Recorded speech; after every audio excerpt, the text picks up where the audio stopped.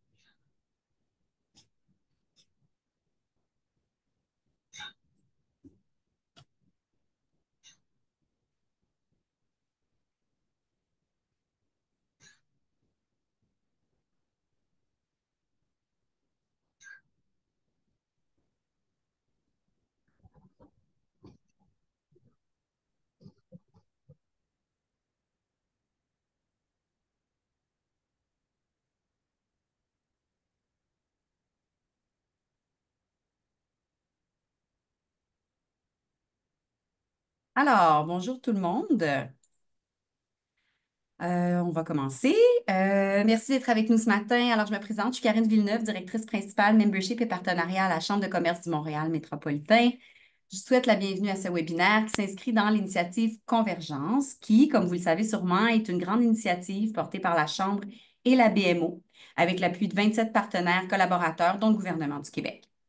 Convergence vise à appuyer les entreprises dans leur transition durable et nos consultations nous indiquent que les entreprises sont préoccupées par la transition écologique et jugent important d'entamer un virage vert. Ceci étant dit, moins de la moitié des entreprises l'ont entamé, cette démarche de transition. Donc, on comprend que la formation est l'un des leviers prioritaires pour passer à l'action. C'est pour répondre à ces besoins qu'on a lancé cette série de webinaires et qu'on réunit des experts et des entrepreneurs pour partager leur expérience et bonnes pratiques. L'avantage d'être avec nous en direct ce matin, et d'ailleurs, je vous remercie d'être présent, c'est de pouvoir poser vos questions directement à notre invité ce matin. Donc, je vous invite à partager vos dites questions dans la zone de clavardage en bas de la fenêtre et à la fin, il y aura une période de questions que je reviendrai à l'écran pour l'animer avec Karim, notre invité, que j'ai d'ailleurs le plaisir de vous présenter. Donc, Karim Alouaji, conseiller ESG en changement climatique et développement durable chez WSP. Karim nous présentera le cadre international de la TNFD, donc Task Force on Nature-Related Financial Disclosures, et comment celle-ci peut permettre aux entreprises d'identifier les opportunités et les risques liés à la nature dans leur chaîne de valeur. Il mettra aussi en lumière les premières étapes clés pour intégrer la TNFD dans vos stratégies d'affaires.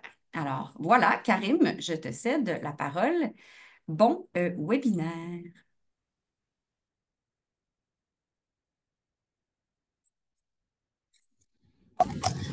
Merci. Bonjour à tous et à toutes et bienvenue à ce webinaire sur la gestion des impacts de la biodiversité et l'intégration du TNFD dans votre chaîne de valeur. Je m'appelle Karim et aujourd'hui, nous allons explorer comment les entreprises peuvent prendre en compte les enjeux de la nature dans leur stratégie d'affaires. Nous aborderons les concepts clés, les approches recommandées et les bonnes pratiques pour intégrer ces principes dans votre organisation. Donc, avant de parler du TNFD, il est essentiel de comprendre ce que nous entendons par nature. En effet, la nature englobe la diversité des organismes vivants, y compris les êtres humains, et leur interaction avec l'environnement. Elle se divise en quatre domaines majeurs, comme vous pouvez voir sur la figure, la Terre, l'océan, l'eau douce et l'atmosphère. Alors que la biodiversité, c'est la variabilité des organismes vivants à travers ou dans ces différents domaines. On peut voir aussi que la société se trouve au centre du cadre, interagissant avec les quatre domaines et à travers eux. Il s'agit des personnes, des entreprises et des institutions financières qui dépendent toutes de la nature et ont des impacts sur elle. Et donc, les membres de la société contribuent à la perte de la biodiversité et subissent aussi les conséquences. Cela montre que les êtres humains font partie de la nature et qu'ils n'en sont pas séparés. Donc là, avant de parler plus sur le TNFD, on va continuer à parler des avantages de la nature. Donc, on fait comme un focus sur les services écosystémiques. Donc, les services écosystémiques sont les avantages que les êtres humains, l'économie et la nature elle-même tirent des écosystèmes. Ils se divisent en quatre catégories, comme vous pouvez voir. On a au début les services d'approvisionnement. En effet, ces services incluent la nourriture, les matières premières, l'eau douce et les ressources médicinales. Ils sont essentiels pour la survie et le bien-être humain. La deuxième catégorie, c'est les services culturels. Ces services incluent les loisirs, la santé, le tourisme, l'appréciation esthétique et l'inspiration spirituelle. Ils contribuent au bien-être mental et émotionnel des individus. Le troisième type, c'est les services de soutien. Ces services sont nécessaires à la production de tous les autres services écosystémiques. Ils incluent l'habitat pour les espèces et le maintien de la diversité génétique. Et finalement, les services de régulation et de maintenance, ces services incluent l'atténuation des tempêtes, la séquestration du carbone, la filtration de l'air et le traitement des eaux usées. Euh, la société, incluant les entreprises, dépend beaucoup de ce type de services.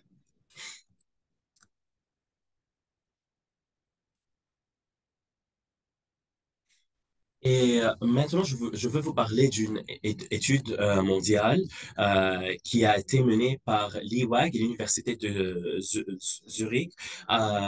Cette étude a montré que les activités humaines ont eu des effets sans précédent sur la biodiversité. En effet, cette étude a été publiée le mois dernier et elle a analysé 100 000 sites dans le monde couvrant divers écosystèmes et espèces, y compris les microbes, les champignons, les plantes, les vertébrés, les poissons, les oiseaux et les mammifères. Les principales constatations incluent un déclin de 20% de la biodiversité des espèces dans les zones touchées par l'activité humaine, y compris les entreprises aussi, avec des menaces majeures telles que la destruction de l'habitat, la pollution, les espèces envahissantes et le changement climatique.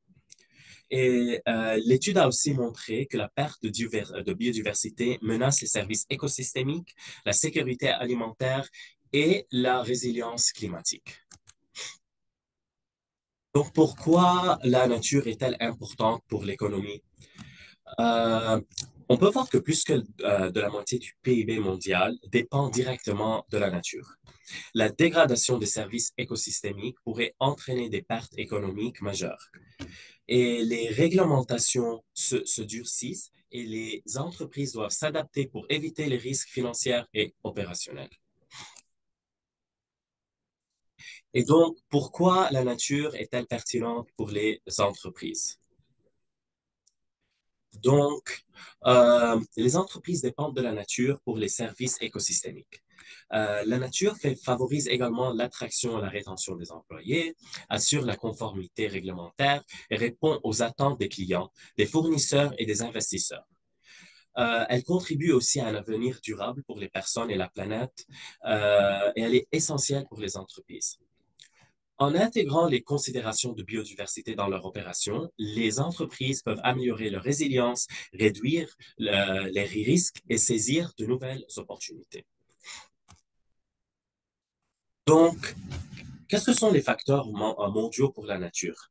On parle au début de la Global Biodiversity Framework, qui est le cadre mondial de la biodiversité. Ce cadre mondial de biodiversité de Kunming et Montréal a été adopté lors de la COP 15. Ce cadre, il trace une voie ambitieuse pour atteindre un monde vivant avec harmonie, vivant en harmonie avec la nature d'ici 2050. Donc, les gouvernements nationaux sont encouragés à créer des politiques et des réglementations pour soutenir ce cadre.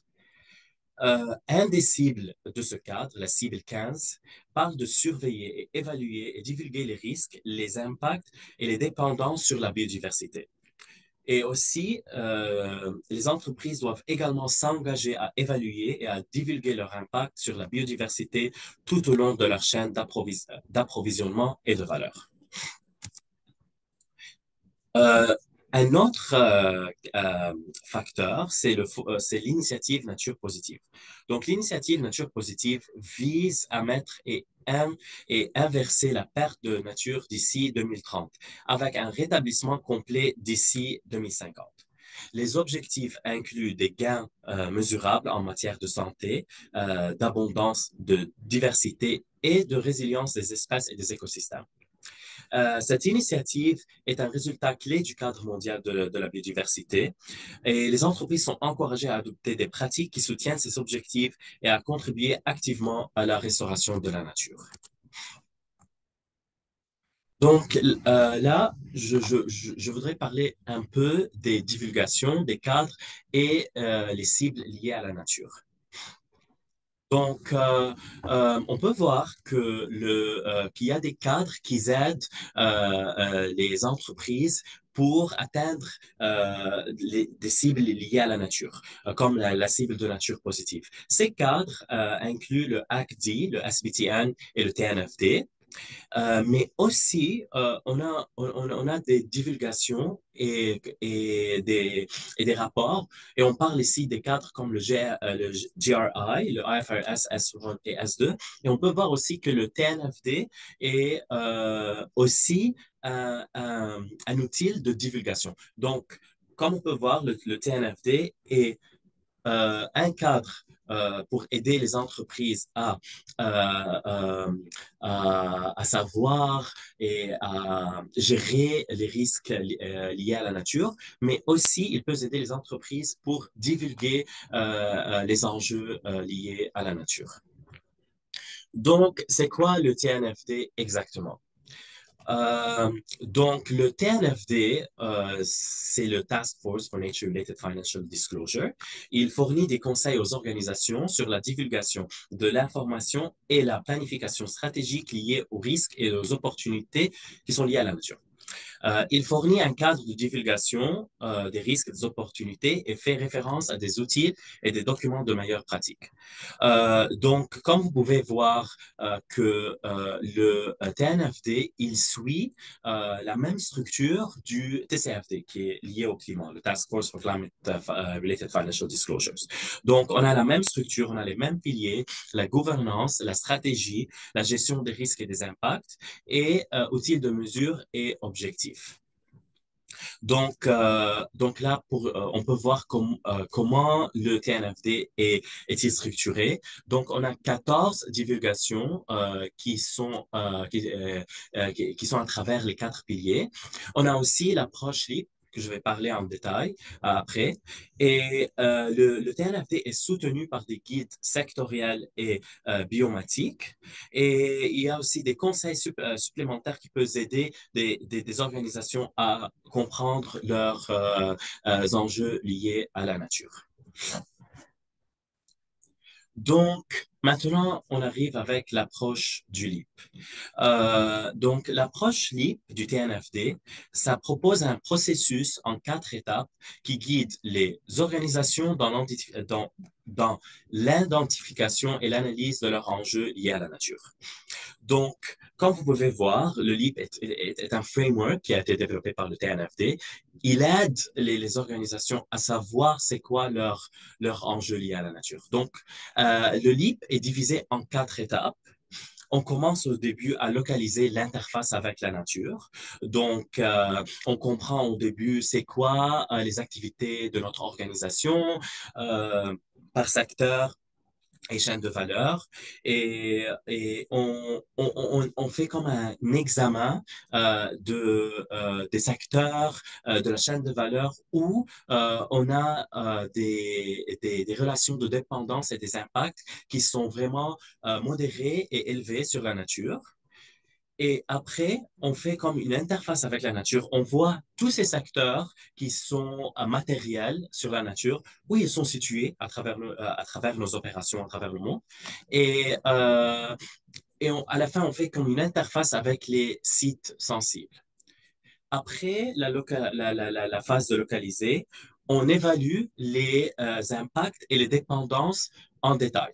Euh, on, euh, on mesure aussi l'ampleur et le scope de la dépendance et des impacts sur la nature. Et après avoir déterminé c'est quoi les impacts et les dépendances qui sont majeurs, qui sont matériels sur la nature, on y va vers la troisième,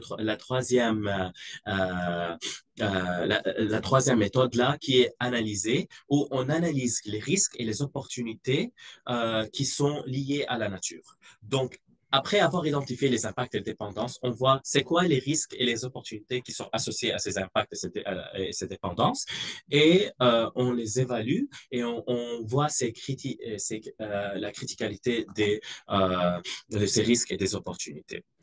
Et à la fin, la dernière étape, c'est préparer à répondre et à en rendre compte. On développe des metrics et des targets et on développe le rapport et on présente notre performance sur la nature. Donc, je voulais, avant de prendre un exemple qui est un exemple, je voulais parler au début de la matérialité des enjeux de nature dans la chaîne de valeur dans différents secteurs. On peut voir que quelques de ces facteurs sont situés dans le milieu urbain euh, et, euh, et on peut voir aussi que c'est comme une analyse là qui est vraiment très high level et on voit est-ce que la matérialité des enjeux de nature, des impacts et des dépendances sur la nature est-elle faible, moyenne ou élevée? Donc, vous pouvez voir si vous êtes dans un de ces secteurs. En général, c'est quoi la matérialité de ces enjeux de nature? Par exemple, on peut voir ici que dans le secteur bancaire, de finance et un gestionnaire d'actifs, il a un impact il a un impact de dépendance qui sont faibles sur la nature dans leur chaîne de valeur en amont et aussi dans leur opération directe. Mais en aval, la matérialité peut être vraiment très élevée parce que, surtout si ces types de secteurs investissent dans des secteurs qui sont à fort impact. Et on peut voir aussi des exemples à travers les autres secteurs ici. Donc maintenant, je vais prendre un exemple d'un gestionnaire d'actifs. Et ce gestionnaire d'actifs, il est localisé, il a des bureaux dans des milieux urbains. Mais il a des actifs qui sont à travers le monde. Donc, vous pouvez voir là à gauche de l'écran où nous sommes dans les phases de LEAP. Donc, on commence là avec le L1, qui est l'étendue de la stratégie de l'entreprise et de la chaîne de valeur. Donc, on voit aussi c'est quoi les activités de notre organisation par secteur et par chaîne de valeur. Donc, ce gestionnaire a 10 bureaux qui sont répartis à travers l'Europe, l'Amérique du Nord, l'Afrique et l'Asie. On a évalué la chaîne de valeur en amont de ce gestionnaire d'actifs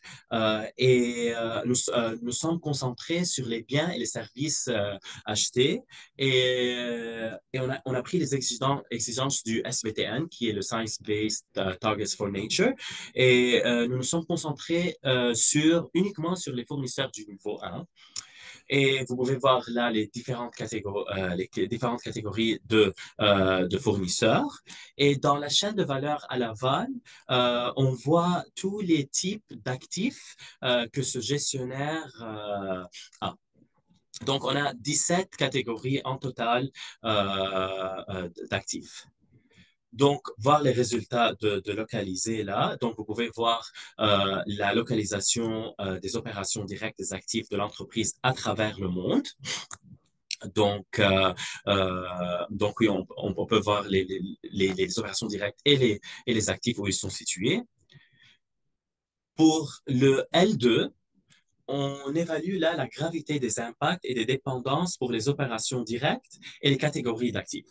Donc, pour ce gestionnaire d'actifs, on a fait notre focus sur nos opérations directes et la chaîne de valeur en aval, juste les catégories d'actifs, parce que la chaîne de valeur en amont n'est vraiment pas matérielle avec la nature. Donc là, on peut voir sur cette...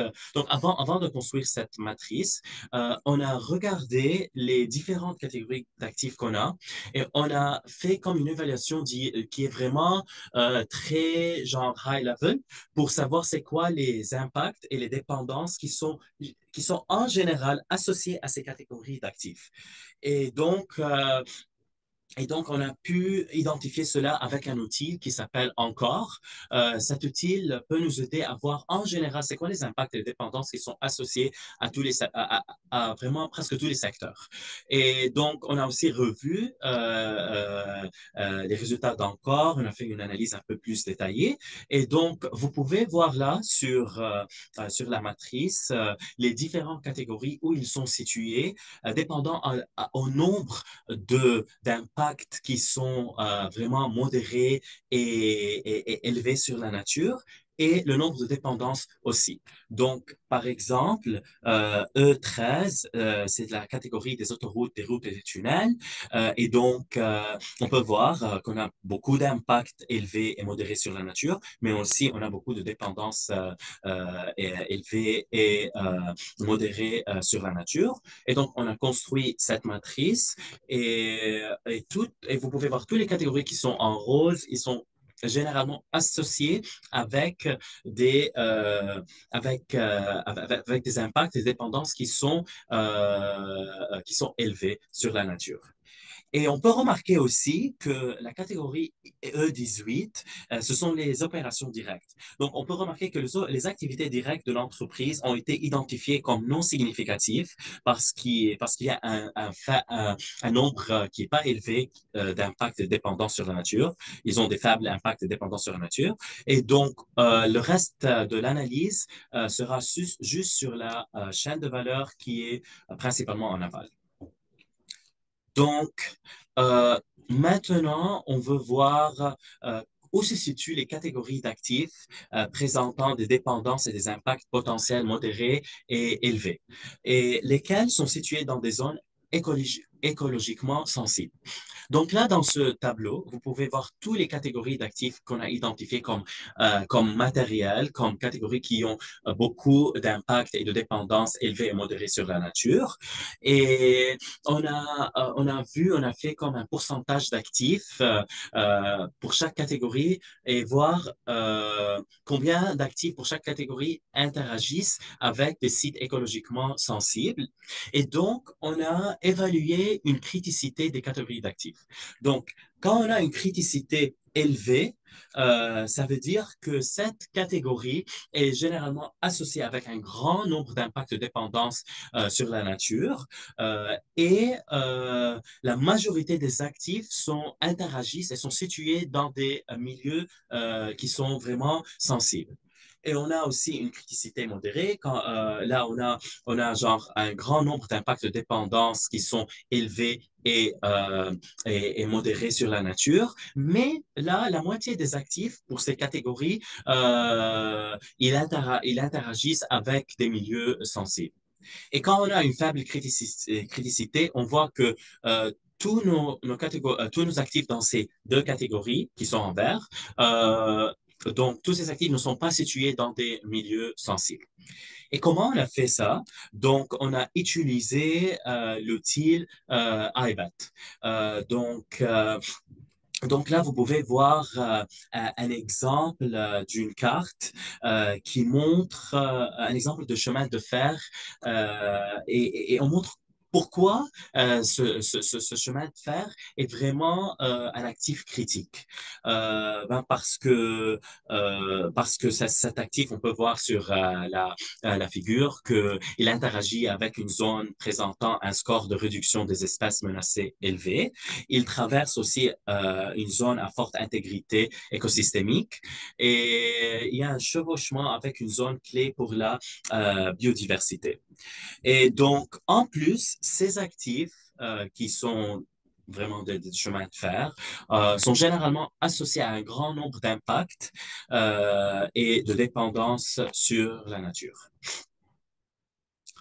Donc, on peut voir là sur notre carte où se situent les actifs présentant des dépendances et des impacts qui sont modérés et élevés, et donc à travers les trois criticités. Donc oui, les criticités élevées sont des actifs qui ont un grand nombre d'impacts de dépendances élevés, et la plupart des actifs se trouvent dans des endroits sensibles. Donc, à la fin de Locate, on a pu savoir c'est quoi les catégories d'actifs qui sont vraiment très critiques. Et on a là 5 catégories d'actifs, comme vous pouvez voir en rose. Et donc, ce sont les catégories d'actifs qu'on va vraiment faire un focus sur dans les prochaines étapes, à travers le Evaluate, le Assess et le Prepare.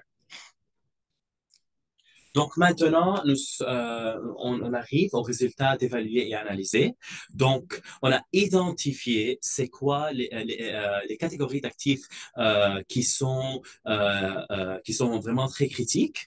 Et on a décidé de faire l'analyse sur 4 catégories d'actifs. Le client voulait juste voir ces 4 catégories. Ce gestionnaire actif était intéressé sur ces 4. Et donc, donc le focus de notre analyse sur les impacts et les dépendances en détail va être sur ces 4 catégories d'actifs. Donc là, vous pouvez voir comme un tableau qui montre c'est quoi les impacts sur la nature et leur gravité à travers les 4 catégories d'actifs qui sont critiques. Donc là, qu'est-ce qu'on a fait? On a identifié les impacts en détail et pour les différentes catégories d'actifs, mais là, je vous montre juste comme un tableau qui présente les sommaires. Donc, on peut voir, par exemple, les autoroutes et les trains ont un impact qui est vraiment très haut sur le changement de l'écosystème terrestre. Un autre exemple, c'est les aéroports ont des émissions de GES qui sont vraiment très élevées. Donc là, vous pouvez voir les impacts qui sont très élevés, élevés et moyens. Alors, et on ne montre pas là les impacts qui sont vraiment faibles. Et on a fait aussi la même analyse pour les dépendances. Par exemple, on peut voir que tous ces actifs, toutes ces catégories d'actifs, ils sont vraiment dépendants à la protection naturelle contre les inondations et les tempêtes that is offered par par les écosystèmes, par les arbres, par exemple. Et on peut voir là les différents types de dépendances sur la nature et les dépendances qui sont grandes et modérées.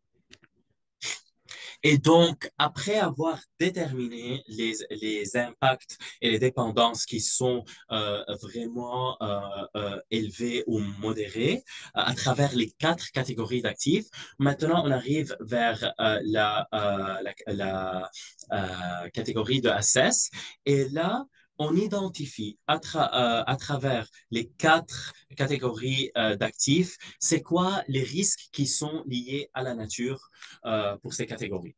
Donc, on peut voir là qu'il y a des risques de réputation, de réglementation, des risques de dommages physiques sur les différents actifs. On a aussi des risques financiers. Donc, sur cette matrice, on met vraiment les risques qui sont très matériels. Donc, les risques qui sont qui ont une criticité qui est haut, avec un impact, une dépendance qui est très élevée ou modérée. Donc, après avoir identifié les risques pour les risques qui sont importants. Maintenant, on veut savoir, on doit identifier c'est quoi les risques que ce gestionnaire d'actifs veut divulguer dans les recommandations du TNFD. Donc, on a identifié avec le client ces risques matériels et on les a combinés dans des catégories de risques. Donc, on peut voir là, les risques vraiment très matériels sont les risques financiers dus aux dommages matériels causés aux voies ferrées, aux autoroutes, aux tunnels et aux ports. On a aussi des risques de réputation et de réglementation qui est lié aux conflits communautaires. On a aussi des risques de réputation et de réglementation qui ont lié à la perte de biodiversité, et etc. Donc, ces 5 catégories de risques sont les risques matériels que le client veut divulguer dans son rapport de TNFD. Et on a fait le même travail pour les opportunités. C'est quoi les opportunités qui sont liées à la nature? Par exemple, ce gestionnaire d'actifs a décidé d'investir dans des nouveaux actifs ou projets qui contribuent activement à la restauration de la biodiversité et aux ressources durables. Euh, Autre type d'opportunités, euh, on peut voir comme, par exemple, l'installation de systèmes de surveillance en temps réel et d'alerte précoce pour surveiller l'état de l'environnement à travers les actifs critiques pour ce gestionnaire. Donc, on a identifié 8 opportunités et tous ces 8 opportunités sont vraiment très importantes et le client a décidé de les divulguer dans le prochain rapport du TNFD. Et on arrive à la fin dans la catégorie de préparer. Et là, donc, on a identifié les risques et les opportunités qui sont matérielles. Donc, on doit vraiment gérer les risques. On doit mitiguer et atténuer ces risques. C'est quoi les mesures d'atténuation qui sont prises pour les catégories de risques matériels? Donc, vous pouvez voir là dans ce tableau vraiment les différents types de mitigation qu'on a identifiés. Et on a mis toutes ces mesures d'atténuation dans 5 catégories. Et ces mesures d'atténuation vont aider à réduire la criticité de notre risque matériel. Et aussi pour divulguer sur notre progrès, sur le risque et les opportunités matérielles, on a décidé de préparer des metrics et des mesures pour voir euh, comment ces risques vont changer à travers les prochaines années. Donc, on a mis des différents metrics là pour les différents sujets et pour tous les risques et les opportunités matérielles. Donc, on arrive là à la fin. Donc, on a fait le Leap Approach. On a commencé avec le process de localiser. On a vu où les catégories d'actifs qui sont vraiment critiques, où ils sont situés à travers le monde pour ce gestionnaire d'actifs. On a aussi remarqué que les opérations directes sont pas matérielles avec la nature. Et aussi, on a identifié les 4 catégories d'actifs qui sont très matériels pour évaluer leur impact et leur dépendance liées à la nature et après évaluer les risques et les opportunités. Et à la fin, dans le prepare, on a préparé des metrics pour gérer les risques et les opportunités qu'on a identifiées. Donc, on a développé des mesures et des indicateurs. Et donc, je voudrais rapidement parler sur notre guide des essentiels du TNFD. Vous pouvez utiliser vos téléphones et faire un scan sur ce guide. Il a été développé par le UNDP Canada en partenariat avec WSP. Ce guide propose des étapes pratiques pour intégrer les principes de TNFD dans les opérations. Il vous aide aussi à identifier vos objectifs et à comprendre vos intersections les plus cruciales avec la nature et à décider par où commencer votre travail. Il s'agit d'une étape de marche pour démarrer votre parcours de TNFD, mais vraiment, il n'entre pas dans les détails de l'approche LEAP. Donc, si vous avez besoin de plus d'informations, nous sommes là pour vous aider. Donc, vous pouvez nous contacter si vous avez des questions. Merci beaucoup.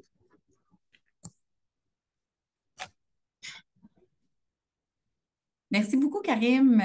C'était fort intéressant. On a eu une question qui a été posée, puis je vous encourage là, tous à partager vos questions ou même comme il n'y a pas beaucoup de questions, si vous souhaitez lever la main, je peux aussi ouvrir le micro si vous voulez poser vos questions. Alors, notre question était, est-ce que l'approche LEAP peut répondre à toutes les recommandations du TNFD? Ouais, exactement. Ça peut aider à répondre à presque, je peux dire, à presque tous les recommandations de TNFD, genre 80% en général, mais il y a encore dans les recommandations comme sur la gouvernance, on doit faire comme un travail qui est un peu plus détaillé pour savoir comment compagnie gouverne et comment elle peut gérer les risques et les impacts liés à la nature et les enjeux de nature. Donc, dans le board, dans le management, c'est quoi les rôles des individus pour aider à gérer les enjeux de nature. Ça a besoin plus de travail qui est vraiment pas beaucoup couvert par le livre. Mais les autres choses sont vraiment tellement couvertes par le livre.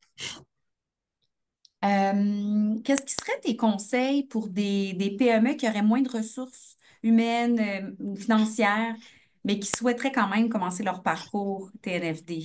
Ouais, donc pour les petites entreprises et les moyennes entreprises, c'est bien de savoir au début c'est quoi où se situent les impacts et les dépendances qui sont vraiment très élevés pour la nature, voir dans leur chaîne de valeur vraiment où ça se situe. Parfois, ça peut être comme des changements qui sont vraiment pas vraiment très importante, genre parfois changer les fournisseurs parce que les fournisseurs qui sont engagés avec ont beaucoup d'impact et de risques sur la nature. Mais souvent, surtout si ces PME sont situées dans des milieux urbains, leur opération directe ont pas beaucoup d'impact et de dépendance qui sont vraiment élevés sur la nature. Donc, c'est bien de commencer avec leur chaîne de valeur. OK, extraordinaire. Alors, est-ce que je pense que cette présentation était, ma foi, complète, hein, parce que on a eu peu de questions. Je laisse une dernière minute à quelqu'un de lever la main si jamais vous voulez profiter de la présence de Karim pour toute question. Puis de toute façon, ben, comme vous avez ses coordonnées ici, évidemment, n'hésitez pas. Euh, Ça nous a fait un grand plaisir de vous recevoir dans le cadre de l'initiative Convergence. On est content de voir que ça mobilise les gens, que vous êtes présents dans nos activités. Puis merci beaucoup à notre partenaire WSP pour cette présentation fort pertinente. Alors, on se dit à la prochaine, au prochain webinaire. Merci beaucoup à tous. Merci beaucoup tout le monde.